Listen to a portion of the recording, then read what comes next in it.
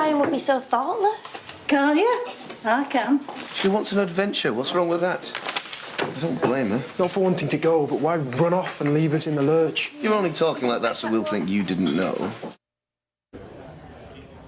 Season 4 of Downton Abbey debuts Sunday, and for creator and writer Julian Fellowes, the challenge is winning back the show's original audience after losing a handful of beloved characters.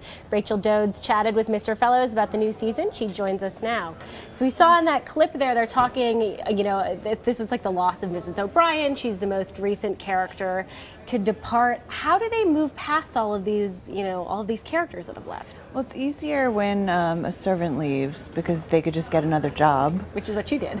Which is what she did. And with the family, there's really no other way to get rid of them other than killing them off, which unfortunately two very main central characters, Lady Sybil and Matthew Crawley, had to die last season. Yeah. And fans are not very happy about this. I mean, They've been pretty vocal in their complaints. They were very upset about it. But I think the thing is that in England, you can't get an actor under contract for more than 3 years.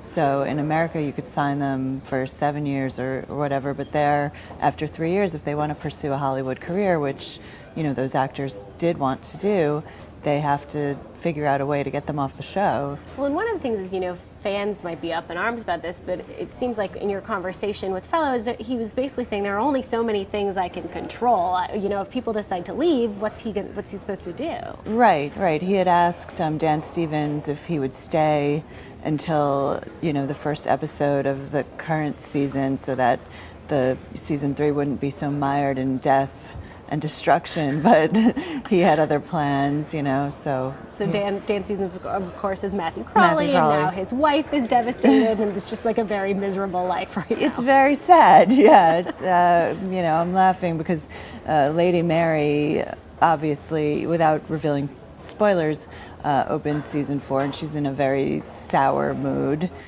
obviously, as one would be after losing her husband.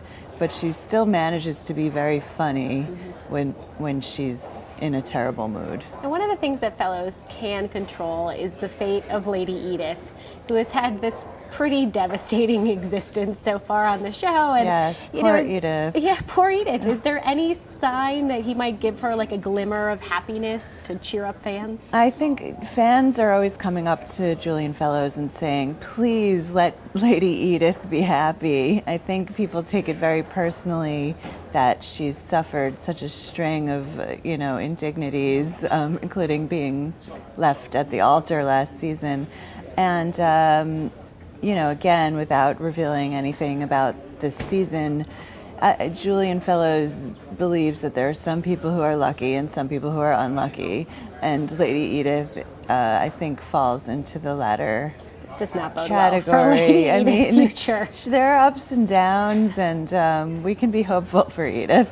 Okay, so one of the interesting things about Fellowes is he basically just writes this alone, by himself. It's not as uncommon in England as you would think, but he writes every character himself, and he bounces it off his wife before giving it to the producers. So what's it like for him when spoilers do get out, when people do figure out what's going to happen before it airs? Yeah, I think that the combination of having it air in England a few months before here, plus social media, has just created an inevitable string of spoilers, and he finds it to be unfortunate, but there's nothing you can do to stem the tide, So.